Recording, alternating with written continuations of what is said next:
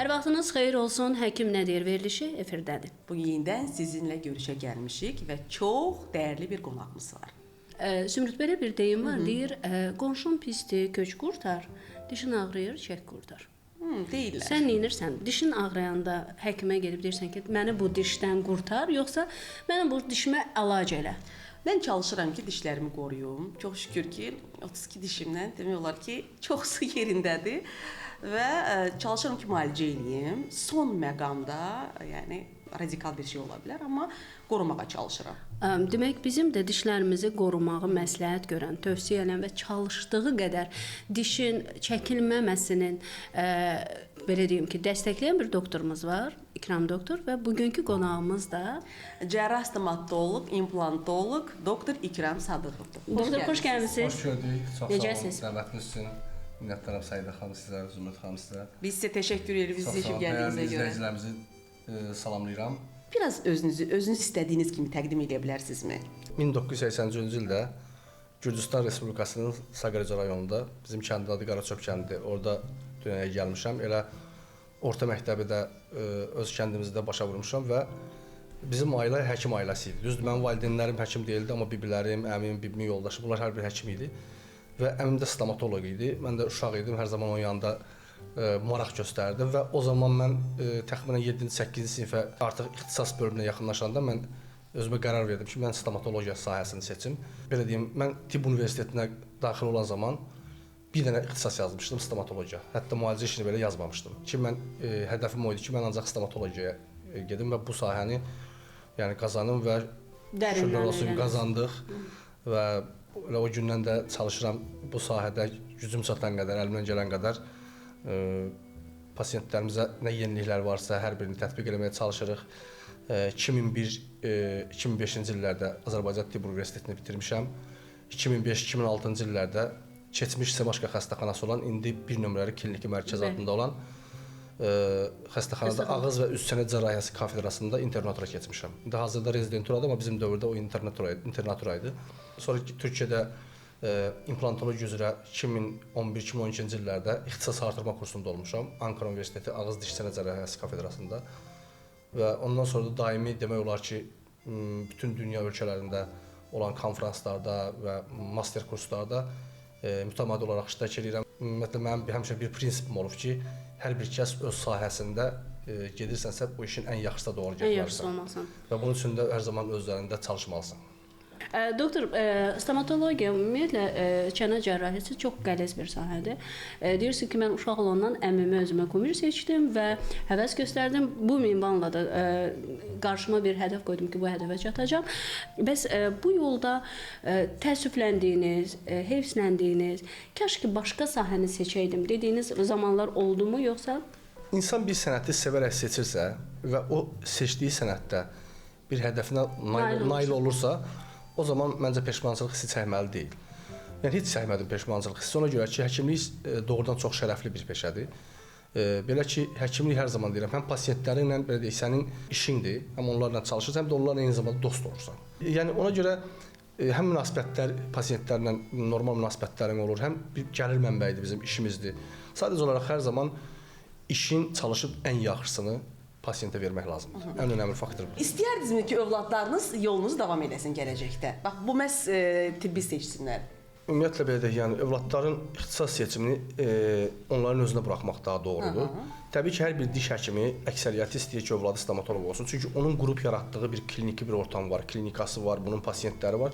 Ya bundan sonra davamçı olaraq istəyir ki, bunun övladları bunu davam etsin. Amma burada məcburi bir seçim yoxdur ki, mənim övladım mütləq stomatoloq olmalıdır. Bəlkə başqa bir sahəni seçəcəksə, o yəni onun istəyinə bağlı məncə məsləhətlə olmalı.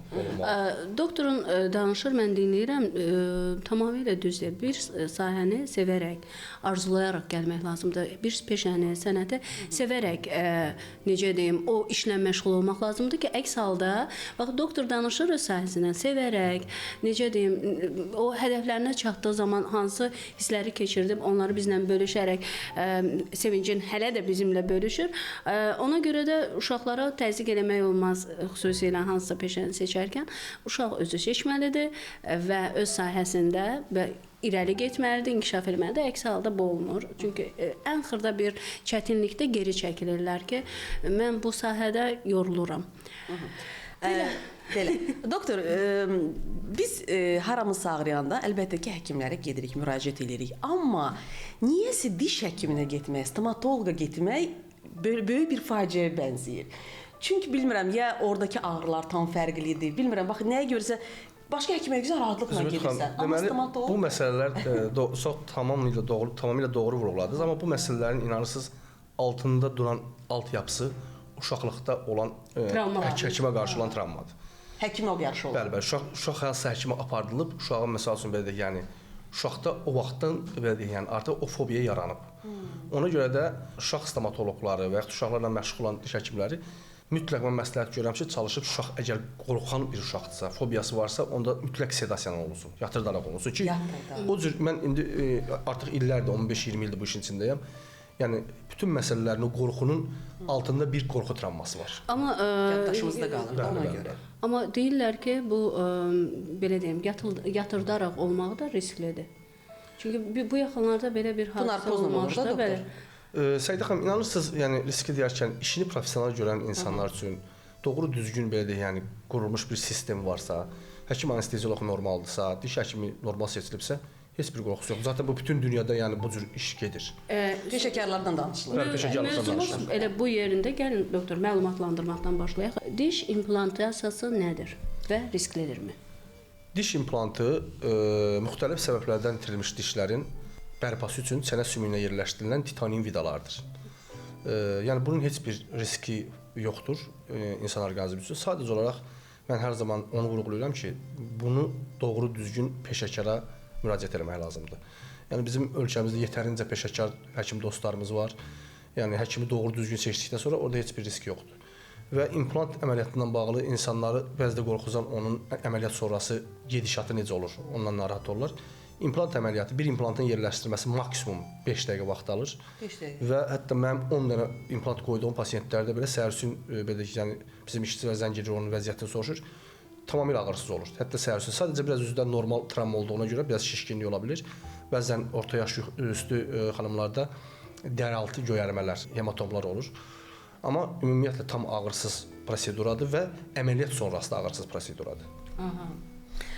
Sözsüz ki, məlumatlı tamaşaçılarımız kifayət qədər var, amma yaxşı olardı implantın quraşdırma prosesi haqqında biraz məlumat verəsiniz. İmplantın belə deyək, çənə sümüyünə yerləşdirmə prosesi ümumiyyətlə hər bir pasiyentə fərdi yanaşmaq lazımdır.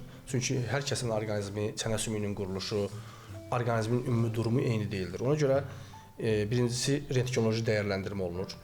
Bəzən deyirlər ki, implant qoyulan xəstələrdə analiz verməlisən, bədən götürürmü, götürmürmü? Bəli, elə bu mövzuya mən də gələcəkdim. Belə bir analiz sistemi yoxdur. Sadəcə ehtiyac olarsa, bu adamda sümüklə bağlı hər hansı belə yəni problemlər olubsa, onda sümüyün dəyərləndirilməsi kimi bəzi analizlər var, amma o 90-95% hallarda bu heç bir analizə gərək yoxdur. Sadəcə olaraq rentgenoloji dəyərləndirmə olunur və çənə sümüyünün vəziyyətinə baxılır. Çənə sümüyünün belə durumu normaldırsa, implantlar yerləşdirilir. Yox, əgər bəzən də görsən çənə sümüyündə müəyyən qədər zamanla sümük əriməsi, rezorpsiya deyirik, onun tibbi dildə. Rezorpsiyalar olursa, çənədə sümük ərimələri varsa, o zaman yanaşı olaraq sümük augmentasiyası deyirik. Yəni ora əlavə sümük tozundan və yaxud da çənənin başqa hissəsinə götürülmüş sümükdən istifadə edərək həmin sümük həcmini böyüdürük. Aydındır. Doktor, kimlərə implant olmaz? Pasiyent kimyəvi terapiya alırsa və şüa terapiyası alırsa, bu implant üçün əks göstərişdir. Onkoloji xəstəlik. Bəli, onkoloji xəstəlikdir. Amma o da belə deyil. Əgər o prosedura bitdikdən 1 il, 2 il sonra yenidən implant eləmək olar. Təbii ki, bu cür pasiyentlərdə mütləq onların öz həkimindən məsələn biz əlaqə saxlayırıq və onlara məsləhətləşirik. Çox sıx rastlaşdığımız suallardan biridir. Deyir ki, məsələn mənim şəkərim var, mən implant eləmək olmaz. Mənim yüzlərlə pasiyentim var ki, onlara biz implant eləmişik və heç bir hətta öz atamın belə şəkəri var, onun da ağzında implantdır. Sadəcə olaraq doğru düzgün yanaşmaq lazımdır. Məsələn, oynayan şəkərdirsə, şəkər 250-nin, 200-ün üzərində oynayan, məsələn 300-350 şəkərdirsə, şəkər çox bir gün qalxır, düşür, belə bir şeylər olursa, o zaman biz həkim endokrinoloqla məsləhətləşirik və şəkəri müvəqqəti olaraq, müvəqqəti deyərkən, yəni həmin ən az bir implant qoyduqdan ilkin birinci ayda tənzimləyir və şəkəri belə yəni stabilləşdirir və biz ondan sonra implantları yerləşdiririk. Bir çox insan bu prosesdən çəkinir. Məsələn, bəziləri sinir ağrısından qorxurlar, bəziləri qorxurlar ki, qayamorit yarana bilər. Yəni istəyirəm bu haqqda biraz məlumat verəsiniz. Doğrudan da implant əməliyyatlarında bu cür ağırlaşmalar var. Sinir zədələnmələri, implantın qaymur boşluğunun içərisinə düşməsi və yaxud ondan sonra qaymur boşluğunun içində belə deyək, yəni qaymarit dediyimiz iltihab prosesinin yaranması. Ona görə də nə etmək lazımdır? Peşəkar həkimlərin yanına getmək lazımdır. O ən önəmli faktor odur. Hətta mən pasientlərə hər zaman vurğulayıram, özünüz bilirsiniz ki, bir dəqiqə durum elədir ki, yəni hətta diplomsuz həkimlərimizin sayı da eyni qədərdir. Ona görə hər zaman pasientlərə mən insanlara özüm belə deyək, yəni hər yerdə deyirəm ki, mütləq həkimə gedəndə sizin o həkimdən diplom tələb eləmək haqqınız var. Necə eləsinlər? Bax, doktor, gediblər stomatoloqun ya da implantoloqun yanına və deyirlər ki, zəhmət olmasa sənədi göstər. Yoxsa necə? Bəli. Məsələn, məndə olub məsələ bir pasientlər yaxınlaşıb deyir ki, doktor, yəni inciməyin, sadəcə olaraq biz sizi dərindən tanımırıq. Zəhmət olmasa bizə diplomunuzu göstərin. Mən də tibb universitetinin diplomlarını göstərirəm və ondan sonra pasient rahat olur və ondan sonra hiss edirsən ki, onun güvəni daha da artır. Əslində burada başqa bir məsələ də ortaya çıxır ki, saxta diplomlar da hal-hazırda bəzi həkimlərdə var. Ona görə də necə ayıra biləcəklər? Necə nə etməlidirlər? Yəni nə etməli tamaşaçılarımız? Nə etməlidirlər? Mənə elə gəlir ki, mütləq şəkildə dərindən öyrənib getməlidirlər. Yəni həkimin pasiyenti olmuş insanlarla əlaqə saxlamalıdırlar, araşdırmalıdır. Mütləq şəkildə araşdırın. Bir həkimə getmədən öncə araşdırıb gedin ki, sonra əziyyətini çəkməyəsiniz. Metal həssaslığı olan insanlar var ki, hansı ki, bunlar narahatdırlar ki, biz birdən implant eləyərik və belə allergiya olar ya da hər hansı bir fəsadla qarşılaşarıq. Nə tövsiyə edirsiniz? Belə bir pasientlərimiz olub, hətta çox ciddi allergik reaksiyası var. Məsələn, adam ümumiyyətlə metal belə yəni əşyalardan heç nədən istifadə edə bilmir. Sadəcə bu dəri təmasında olan allergik reaksiyadır. Axı biz implantı sümüyün içərisinə yerləşdirdiyimiz üçün bu cür pasientlərimizdə bizim çoxsaylı belə pasientlərimiz var, heç vaxt problem yaşamamışıq. Çünki biz implantı çənə sümüyünə yerləşdiririk. Bu isə dəri ilə kontaktda olan allergik reaksiyadır. Doktor, bu çənəyə ki, o implant bağlanır. Çənədə hər hansı bir qorxulu xəstəlik yarada bilərmi ya yox? Konkret deyəcəm, onkoloji xəstəliyin yaranması mümkündürmü yoxsa yox? Çox gözəl sualdır. Çox pasientlərimizin ən yaralı yerlərindən biridir ki. Yəni ümumiyyətlə implant dünyada 50-ci ildən bu tərəfə artıq bu prosedura baş verir. Azərbaycanda da artıq bir 30 ilə yaxındır ki, bəli, bu yəni bizdə də var. Ümumiyyətlə dünya statistikasında siz özünüz bilirsiniz ki, mən çox sıx olaraq xarici konfranslarda, yəni yeniliklərlə, bu günlərində yenilik varsa mən çalışıram ondan məlumatlı olum. Dünya statistikasında elə bir yazı, elə bir yayın yoxdur ki, implant arası bədxassəli bir proses gətirib çıxarda bilər. İmplantın ən pis tərəfi nədir? Yəni o ən qorxulu tərəfi deyək daha doğrusu. Odur ki, məsələn, qoymuşduq ki, 10 dənə implant qoyulub pasiyentə, bir dənəsində tutaq ki, problem oldu. İmplant yəni belə deyək, perimplantit deyirik. İmplant ətrafı toxumalarda iltihab və yaxud da ki, aseptik nekroz deyirik. İmplant sümüyü ilə belə deyək də osteointeqrasiya getməyib və həmin implant tutaq ki, çıxdı. Yenisi belə deyək, firma tərəfindən bizə verilir və implant əvəzlənir. Yəni ona görə implantın heç bir neqativ bir prinsipi yoxdur. Yəni o qorxduğumuz hallar baş vermir. İkram doktor, bəzi insanlarda zamanla sümüklərində ərimə başlayır. Bəs ondan nədən istifadə edirik? Deyəsən əlavə sümük tozlarından, bəli, sümük aqmentasiyasından istifadə edirik. Məsələn, bəzən pasientlərdə tutaq ki, diş əskikliyi var. Bunlar deyir ki, məsələn, mən haçansa implant eləmək belə deyək, yəni düşünür. Amma mən onlara belə deyək, onları biraz bildiyim adamlardan maarifləndirirəm ki, siz gözləməklə çənə sümüyü sizi gözləmir. Yəni əgər itirdiyiniz gün sizin çənə sümüyünün itkisinə gedir. Çənə sümüyündə bir protez istifadə edən pasientlərdə, çünki protez sümüyə və damağa baskı verir. Bir də dişsiz qalmış yerlərdə, məsələn, diş əskikliyi olan yerlərdə çənə sümüyü zamanla başlayır əriməyə. Bu əriyəndə işin gedişatını biraz da daha da çətinləşdirir və burada alternativ əməliyyatlara müraciət etməli oluruq. Çox doğru vurğuladı. Sümük tozu deyən bir, məsələn, belə yəni o da həm öküz qaynaqlı var, öküzdən hazırlanmış sümük tozu var. Konservləşdirilmiş sümükdür, xüsusi mühitdə hazırlanır. Və yaxud da insan qaynaqlı var, belə deyək, insandan hazırlanmış sümükdür. Yəni bu sümük tozlarından istifadə edirik, çünki implantın ətrafında olan itirilmiş sümük toxumasının, belə deyək, yəni o rezorpsiya getmiş sümüyün bərpası üçün o sümük tozlarından istifadə edirik. Amma bəzən elə bir durumlar olur ki, orada sümük tozu çənə sümüyündə çox ciddi sümük əriməsi olanda artıq o sümük tozu bizə kömək eləmir və o zaman pasiyentin öz sümüyündən çənənin başqa bir bölgəsindən sümük hissəsi çıxardaraq həmin hissənin belə deyək, yəni aqmentasiya eləyərək həmin hissədə həmin sümüyü yerləşdirərək və sümük həcmini daha da genişləndirib və sonradan rahatçılıqla implantımızı yerləşdiririk. Doktor, bunu hər kəs eləyə bilməz, hər həkim eləyə bilməz. Təbii ki. Azərbaycanda ümumiyyətlə stomatologiya sahəsi yetərincə inkişaf edib. Dünyada inkişaf edib, amma Azərbaycanda da doğrudan da yəni stomatologiya üzrə öndədir. Sadəcə doğru ünvan, doğru həkim yəni tapma məsələsi var, amma bu dediyimiz əməliyyat doğrudan da ciddi əməliyyatdır. Mən məsələn onun yaradıcısı var, Almaniyada bir professordur. Mən onun şəxsən öz kursunda da iştirak eləmişəm, master klassında da iştirak eləmişəm və çox uğurlu və başarılı bir əməliyyatdır. Doktor, hal-hazırda implantda istifadə etdiyiniz metalın alternativi varmı? Ümumiyyətlə insan orqanizmi belədir ki, yad cisimləri qəbul etməyə xoşlamır. İnsan orqanizmi yeganə titanium metalıdır ki, bu titanium metalı hansı ki bizim implantın materialı ondan hazırlanıb. Titanium metalıdır ki, həmin materialdan orqanizm tərəfindən qəbul olunub.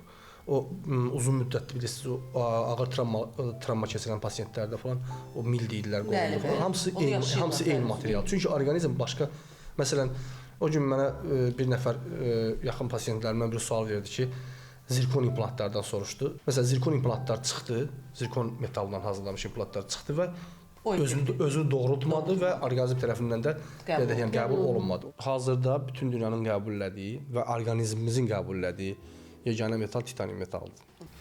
Doktor, süni diş demək olar ki, öz dişimizə çox bənzəyir, funksiyasında hardasa yerinə yetirir, amma mənim üçün maraqlıdır, süni dişin ömrü nə qədərdir? Süni diş dediyimiz, yəqin ki, istifadə etdiyimiz zirkonium metal keramika qapaqlar deyirsinizsə, əgər bu implantın üzərində istifadə olunur, dişin üzərində istifadə olunur, yəni fərqi yoxdur.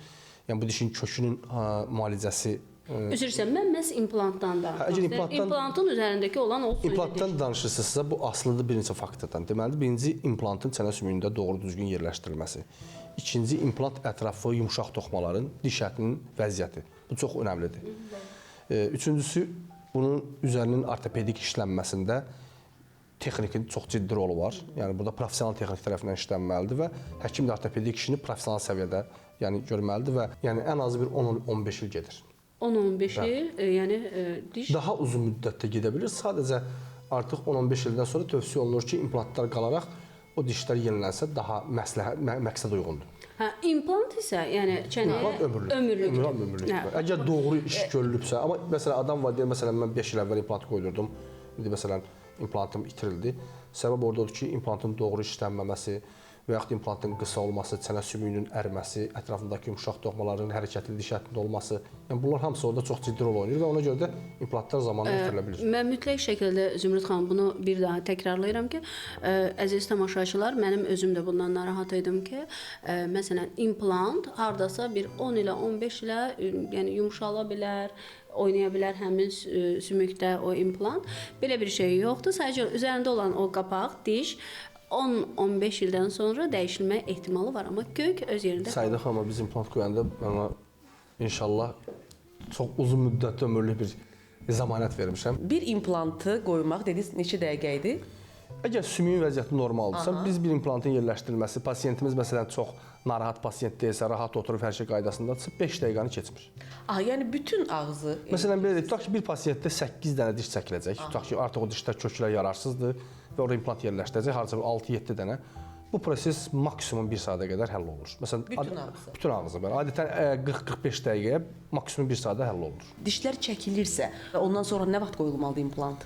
Diş çəkilən vaxtı eyni zamanda həmin dişin öz yuvasından implantın yerləşdirilməsi pasiyent üçün çox rahatdır. Çünki rahatdır, ağrı var orada. Yox, heç bir ağrı yoxdur. Yox, ağrı olmur. Çünki anesteziya altında gedir, yerli anesteziya altında gedir. Çünki pasiyent 2 dəfə əziyyət çəkmiş olmur. Məsələn, mən çalışılan pasiyentlərdə %99% belə deyim, dişi çəkən vaxtı əgər çənə sümüyünün vəziyyəti ona imkan verirsə, çalışıram həmin vaxt implantını edim. Ona görə ki, əgər dişi çəkib gözləsə olsaq, ən azı bir 3 ay 4 ay bunun gözlənilməsi var. Sonra yenidən pasiyent gəlir, yenidən anesteziya olunur, yenidən yəni ora implant yerləşdirmək elə bir ki, yenidən ikinci prosesi, yara prosesini yeniləmiş oluruq. Ona görə amma diş çəkəndən sonra implantı yerləşdirib elə 3 ay sonra üzərinin dişlərini tamamlamış oluruq. Verilişin baş sponsoru Kratok Klinikasıdır. Kratok Klinik sağlamlığınızın qeydinə qalır.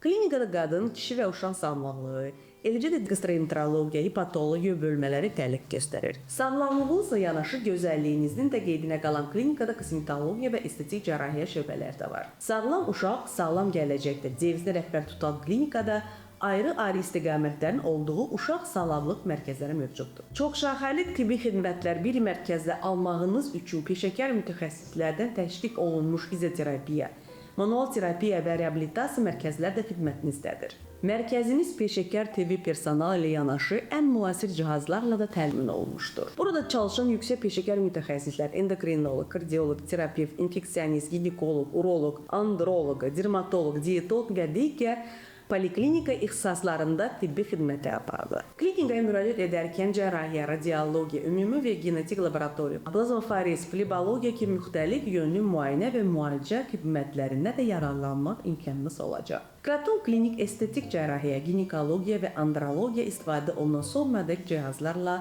təmin olunmuşdur. Onu da qeyd eləyək ki, hal-hazırda klinikada tələbələr üçün xüsusi güzəştli fürsət yaradılıb. Belə ki, yeni tədris ili başlaması ilə əlaqədar olaraq tələbələr estetik və digər cərrahi xidmətlərdən 30% güzəştlə yararlana bilər. Kraton klinik sağlamlığınız uğur hekayəniz.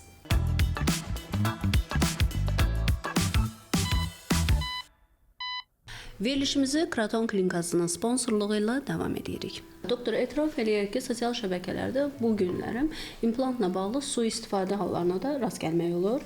Müəyyən kampaniyalar aparılır. Necə düşünürsünüz? Bu nə qədər doğru bir şeydir? Çox doğru vurguladınız Səidə xanım. Təəssüflər olsun ki, bu belədir. Amma mən hər zaman öz pasiyentlərimə də deyirəm ki, bəs soruşurlar, doktor, məsələn, qiymət aralığı, məsələn, sosial şəbəkələrdə fərqlidir, sizdə fərqlidir, bu niyə belədir? Keyfiyyət. Bəli, keyfiyyət və hər bir həkimin öz işinin dəyəri var. Məsələn, belə mən il ərzində dünyada 10 konfransa gedirəm. Başa düşürsünüz, mənim öz işimi gəlişdirirəmsə, deməli o işin dəyəri də var. İnkişaf elətdirəm. O işin dəyəri var və inanın ki, o qiymət fərqi qədər də keyfiyyət fərqi var. Xüsusən də bizim sahə həm də texnologiyadır. Biz belə deyək, yəni eyni zamanda bizim çox ciddi texnologiya aparaturalarımız var. Yəni o aparaturlarda yeniliklər var. Bu hər il yəni inkişaf eləyir bütün sahələrdə olduğu kimi bizdə də. Ona görə həkimlik sahəsində də oldu, başqa sahədə oldu, amma həkimlikdə daha çox insan orqanizmindən sıx, məsuliyyəti daha çox olduğu üçün, sıx belə deyək, yəni təmasda olduğumuz üçün hər zaman öz üzərində çalışmalısan. Adi məsələn bir il məsələn hər hansı konfransa getməyəndə baxırsan ki, ikinci il gedəndə görürsən ki, nə qədər sən oradan yerdə qalmısan. Ona görə hər zaman üzərində çalışmaq lazımdır. Bayaq mən sizə sual verən dedim ki, doğrudan da diş həkiminə getmək, yəni tamaşaçılarda bizdə, yəni biraz qorxu yaradır. Bəzən də hansı bir xəstəlik baş qaldıranda fikirləşirəm ki, mən sonuncu dəfə həkimə getmişdim, oradan da ola bilər. Təbii, tamamilə doğru vurğulayırsınız Zübeydə xanım. Çox ciddi belə bir problemlər yaşayıblar, insanlar təəssüflər olsun ki, qanla təmasda oluruq. Belə deyək, yəni ona görə yəni ən önəmli məsələ burada sterillik məsələsidir. Çox saylı insanlar var ki, yəni diş həkimlərindən və yaxud da başqa sahənin həkimlərindən hepatit C, hepatit B və digər infeksion, yəni viruslar xəstəliklər yəni tutublar təəssüf olsun. Ona görə də hər zaman gedəcəyin klinikanın sterilliyinə çox ciddi fikir vermək lazımdır, çünki orada doğrudan da bu problemlər çox rastlaşılır. Bir var mütləq sterillik, bir var nisbi sterillik, belə deyək. Yəni məsələn biz belə deyək, tutaq ki, dişdə hər hansı plomb işləmi görəcəksə, yəni bu bizim istifadə etdiyimiz əlcəklər tam steril əlcəklər deyil. Tam steril deyil. Tam steril əlcəklər bizim hansı ki, cərrahiyyədə istifadə etdiyimiz əlcəklərdir. Ona görə də əsasən bu məqamlara prosedurada əgər qan təması varsa, çünki infeksion xəstəliklər qanla yayılır. Bu məqamda Səidə xanım çox üzr istəyirəm. Bir sual verim. Son zamanlar görürəm ki, həkimlərə gedəcək diş həkimlərində mütləq musiqi olmalıdır. Yəni bir hava yaradılar, ortam yaradırlar. Adətən pasiyentin istəyinə görə dəyişir. Pasiyentə deyirəm, əgər siz musiqi altında işləmək rahatdırsa, biz onların rahatlığına düşlər eləyirik. Yəni bizim üçün belə deyək, yəni bizim üçün musiqi altında işləmək daha rahatdır. Daha rahat. Amma bəzi adamlar var ki, əksinə musiqidən də qızıq olur. Aha, yəni bütün hər bir şey mütləq məsləhət alırıq ki, sizə necə xoşdur, ona görə də işçilərimiz ona bağlı. Doktor, mən istəyirəm miflərə də toxunaq. Deyirlər ki, ən asandır, məsələn, implantdan daha asandır protezdir. Belə olanda həm bu təhlükəli xəstəliklərdən özlərini qorumalı olurlar, yəni çənə ilə təmas olmur.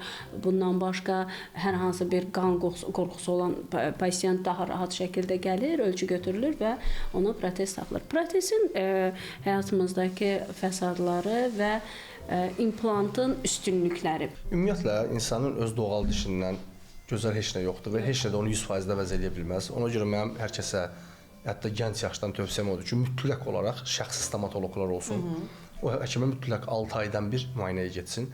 Yəni burada müayinədə o demək deyil ki, sizin dişinizdə hər hansı bir karies falan yoxdursa, o demək deyil ki, sağlıqlıdır. Ən azı sağlıqlı olsun, bir diş əti dişlər belə yəni uzun müddətli getməsi üçün çox dəyərli faktordur. Çünki dişləri qoruyan diş ətidir. Diş ətinin təmizlənməsi, diş ətinin dəyərləndirilməsi, gingivit, parodontit, hər hansı bir problem var ya yoxdur.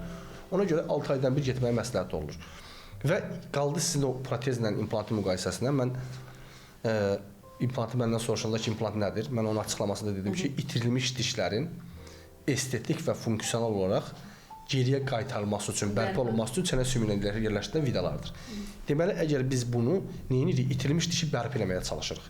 Bərpa eləyiriksə 100% öz dişimizə yaxın olmasaq da, ən azından 90% yaxınlaşmış oluruq. Protez isə belə yəni çarəsizlikdən olan, pasiyent üçün heç bir komfortdan söhbət gedə bilməz. Yəni kimsə deyirsə ki, mən bu neçə illərdir protez gəzdirirəm, bilin ki, sadəcə orqanizm hər şeyə uyğunlaşır. Bu uyğunlaşıb sadəcə ona. Amma protezdən implantla protezi müqayisə eləmək olmaz. İnsanın öz doğma dişinə, doğal dişinə o ən yaxın olan belə yəni 90% yaxın olan implantdır. Bir də protez daha tez belə deyim ki, hazır olur, amma implant üçün zaman lazımdır. Məsələn, 2 ay, 3 ay gözləyirsiniz hansı ki çənəyə bağlandıqdan sonra. İndi artıq texnologiya bizə imkan verir ki, hazırda yəni əgər ön dişlər implant eləyirsə, pasiyenti dişsiz qoymuruq. Yəni həmin gün onu keçici, müvəqqəti dişlə yola salırıq. Arxa dişlərdə əgər pasiyentin xüsusi bir istəyi yoxdursa, gözlənsə daha yaxşı olar sağalma baxımından. Amma yəni istəsəz həmin vaxtda implantın üstünü yükləmək və müvəqqəti dişlə bərpa eləmək olar. Aha, hansı yaşdan sonra implanta qoymaq olmaz? Çünki insanlar yaşlaşdıqca sümüklər... Zümrüt xanım, bu sualı verdiniz, sonra olaraq xatırladım. Bu yaxınlarda 94 yaşlı bir pasiyenti implant elədik. Bəli. Yəni inanırım sizi ki, mən bu qədər, bəlkə də 20-30 mindən çox implant eləmişəm. Mənim implant təcrübəm artıq 12-13 ildir professional implantologiya ilə məşğulam. Yəni mən deyim ki, sizə mən belə bir çənə sümüyü görməmişdim. Cavan adam, yox, bəlkə yox, çox geniş. Yəni həddindən artıq. Gənc adam maşallah, yəni gəldi 94 yaşında. Mən deyim ki, dişlərinin də bir 70% ağzındaydı. Sadəcə bir 2 dənə çox qoymadı, 2 dənə implant boşluq vardı, o implant elədik.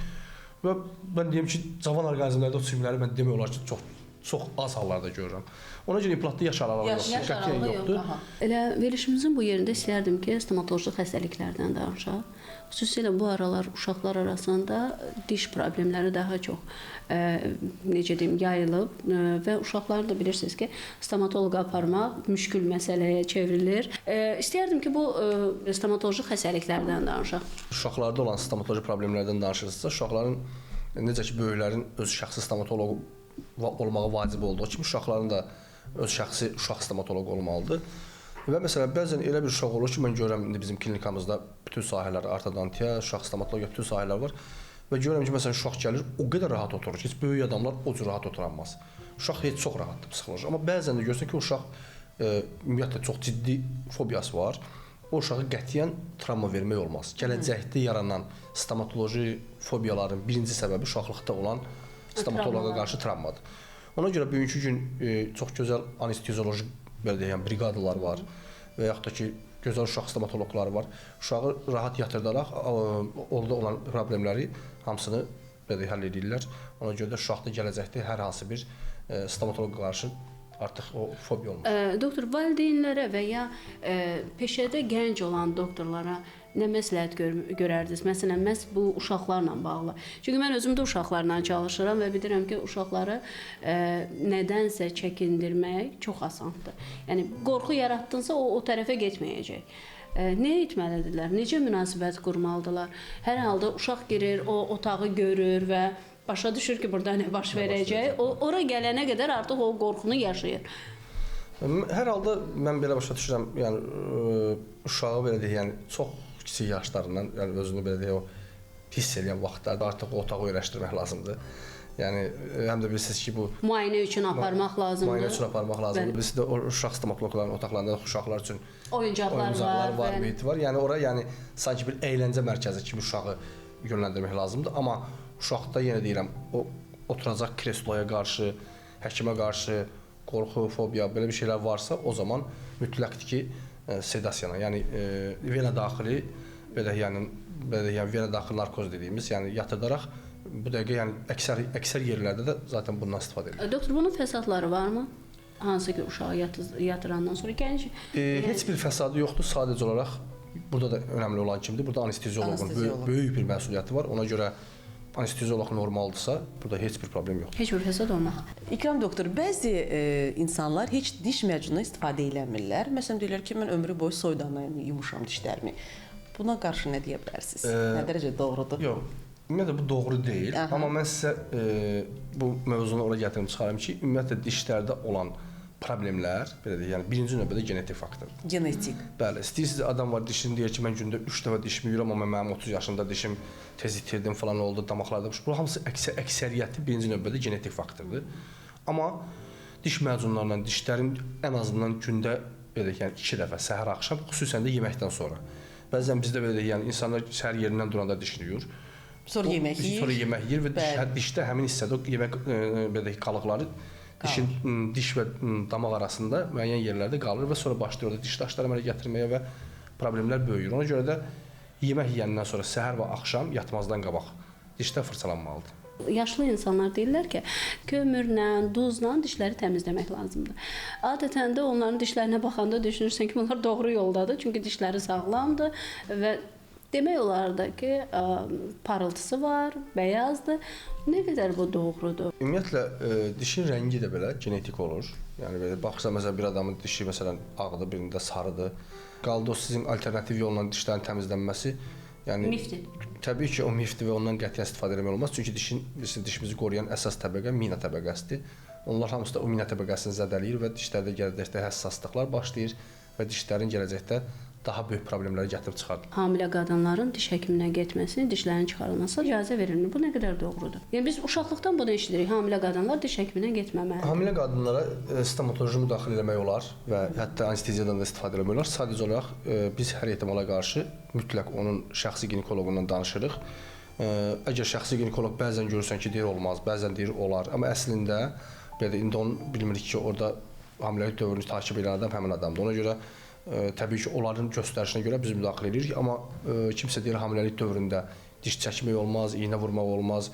Yəni belə şey, yəni elə bir prinsip yoxdur və olar. Yəni bu bir mifdir. Mif deməzdim, sadəcə olaraq fərdi yanaşmaq lazımdır. Fərdi, amma bizdə ümumi yanaşırlar da.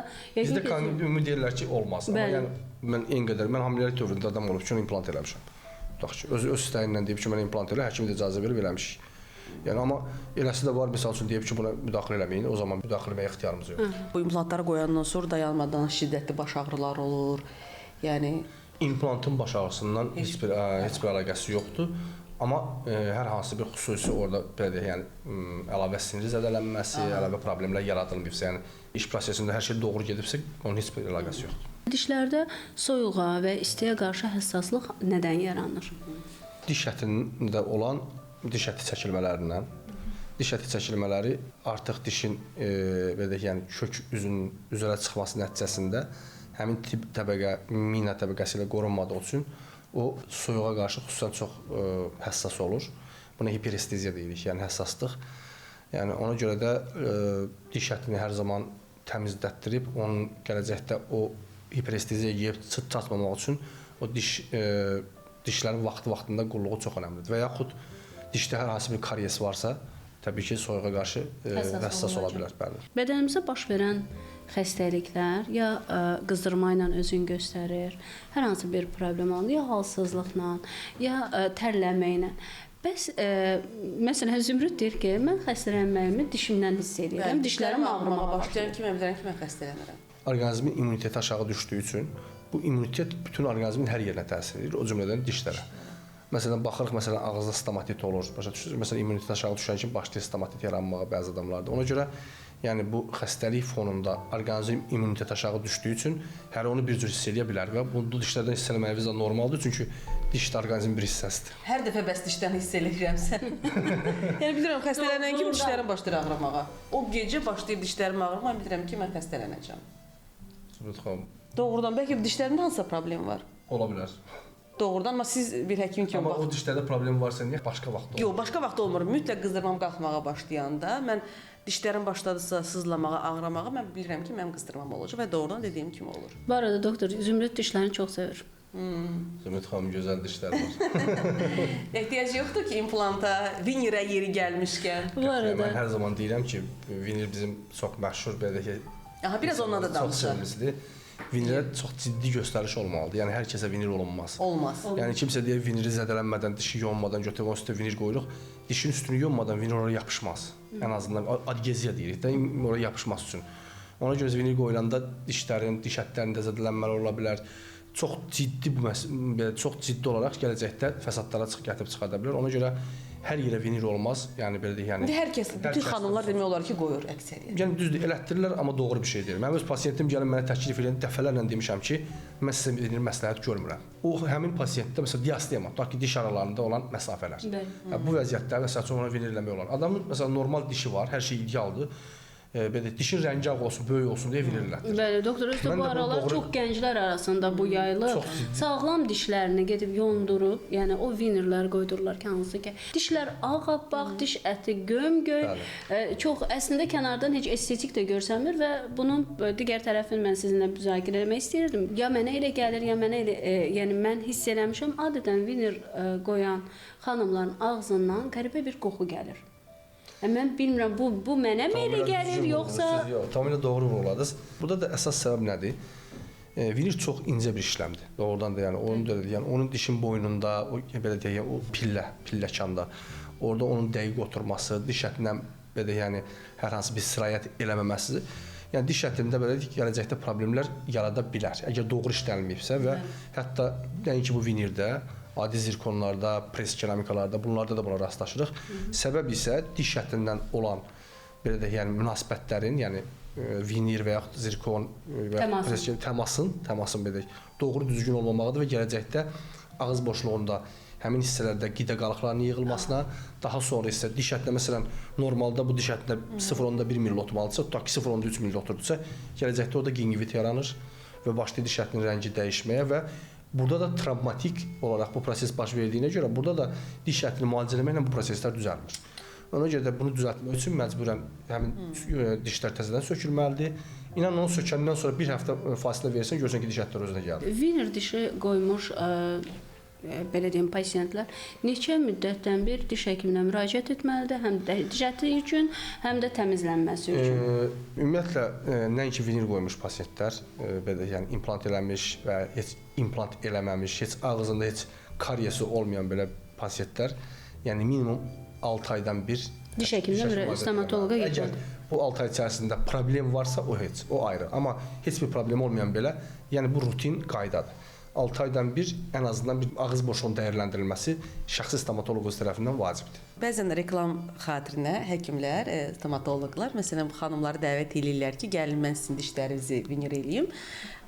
Reklam qarşılığında çoxları gedirlər, yəni bilmirəm, dəb halına çevrilib. Düzdür, son zamanlar artıq hər kəs təbii olmaq istəyir. Əlbəttə. Və bir şey də var. Artıq dünyada bu baş verir. Məsələn, mənə də dəvət eləmişdilər, mən razılaşmadım. Hətta dedilər ki, onda yaxşı, gəlin sizin bu dişlərimizin üstündəki ət var. Gəlin onu heç olmasa böyüdük. Belə bir şeylər də var artıq. Bəli, var. O var. Yəni bu nə üçündür? Yəni dişi böyük göstərmək üçündür. O damaq gülüşü deyirik. Ona gum smile deyilir. Yəni damaq gülüşü. Onda crown lenting deyilən bir əməliyyat var. Yəni hansı ki o diş ətlərinin belə kəslər yuxarı qaldırılması və bu arada onu deyim o qıraqdan asan görünsə də eyni zamanda çox ciddi fəsadları olan bir prosesdir. Çünki orada o damaqların nə qədər kəsilməsi, sümük yonulacaq, yonulmayacaq çox incə bir əməliyyatdır.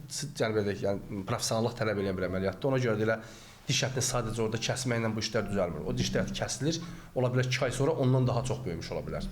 Çünki əməliyyat doğru düzgün icra olunmur. Deməli olmaz bunu. Yox, diş ətində olan problemləri diş ətindən məşğul olan həkimlər eləməlidir. Yox, bu gözəllik üçün deyirlər. Məsələn, estetik biraz da böyük olsun dişi. Yəni o sizi başa düşdüm, amma yəni estetik biraz böyük olmaq üçün çox cüzi olaraq qaldırmaq başqa, amma bir də var 3-4 milli götürüb diş ətini qaldırmaq, yəni o gələcəkdə çox ciddi fəsadlara gətirib çıxarır. Doktor, bir də dovşan diş dəbdədir, bilirsiniz, ön dişlərinin biraz böyüdülməsi. Düşünürlər ki, bu qadınlara xüsusi bir şirinlik, gözəllik gətirir. Aslıdır belə deyək, yəni insanlarımızdan, yəni pasientlərin, yəni fərdi, yenə də bu fərdi yanaşımdır. Düzdür, yəni estetik işlər elətdirən insanların, mən sizə deyim Səidə xanım, bu əvvəllər daha çox yayğın idi. Son vaxt yəni ona çox rastlaşdıq. Kim gəlir deyir ki, elə qabaq dişlərimin ikisi böyük olsun. Ona belə deyək, yəni hər şeydə mən başa düşdüm ki, dəb nədir bizdə. amma məncə ümumiyyətlə bu günləri texnologiya elə bir inkişaf səviyyəsinə çatıb ki, biz hər şey pasientlərin professional şəkillərini alırıq. O texniklərə göndərilir, onlar sifət salınır. Belə deyək, yəni kompüterdə başlayır onun üzərində dişin sonluğu formalaşdırılmağa. Məncə hər bir kəsin sifətinə uyğun, yəni məsələn ola bilər, məsələn sizin kimdəsə gördüyünüz diş sizə yaraşmasın. Çünki iki eyni sifət quruluşu deyilsə, məsələn adam var sifəti kvadratdır, adam var sifəti yumruqdur. Yəni o onlara görə dişin quruluşu fərdi olaraq dəyişir. Ona görə hər bir kəsə implant qoyanda, diş düzəldəndə fərdi yanaşmaq lazımdır. Bəli. Özünüzün yetişdirdiyiniz həkimlər varmı? Təbii ki. Təbii ki, özümüzün yetişdirdiyimiz həkimlər var və ona görə də onlara çox rahatçılıqla güvənə bilirik və pasientlərimizi belə rahat formada yəni onlara etibar edə bilirik. Bu önəmli bir işdir, yəni doğrudan çox önəmlidir. Çünki mən tələbə yetişdirmişəm, yəni və sağ olsun. Var. Pedaqoji fəaliyyət. Xeyr, pedaqoji fəaliyyətim yoxdur, amma Klinikada?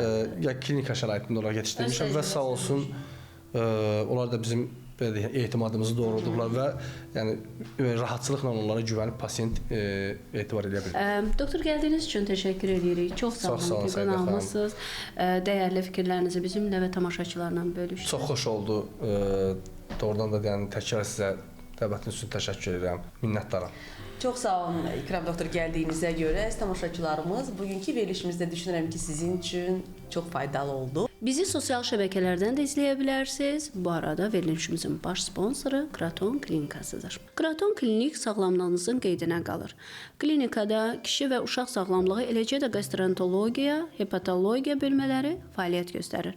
Sağlamlığınızla yanaşı gözəlliyinizin də qeydinə qalan klinikada kosmetologiya və estetik cərrahiyyə şöbələri var.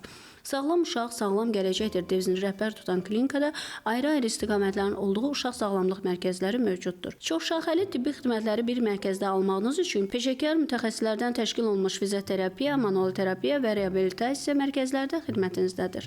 Mərkəzlərimiz peşəkar tibbi personal ilə yanaşı ən müasir cihazlarla da təmin olunmuşdur. Burada çalışan yüksək peşəkar mütəxəssislər, endokrinoloq, kardioloq, terapevt, infeksionist, ginekoloq, uroloq, androloq, dermatoloq, dietoloq və digər poliklinika ixtisaslarında tibbi xidmətlər aparılır. Klinikaya müraciət edərkən cərrahiyyə, radiologiya, ümumi və genetik laboratoriya, plazmaforez, flebologiya kimi müxtəlif yönlü müayinə və müalicə xidmətlərindən də yararlana bilərsiniz. Kraton Klinikası estetik cərrahiyyə və ginekologiya və andrologiyada istifadə olunan son model cihazlarla təmin olunmuşdur. Onu da qeyd edək ki, hal-hazırda klinikamızda tələbələr üçün güzəştli müayinələr və müalicələr mövcuddur. Belə ki, yeni tədris ilinin başlaması ilə əlaqədar olaraq tələbələr estetik və digər cərrahi xidmətlərdən 30% güzəştlə yararlana bilərlər. Kraton Klinik sağlamlığınız uğur hekayəmizdir.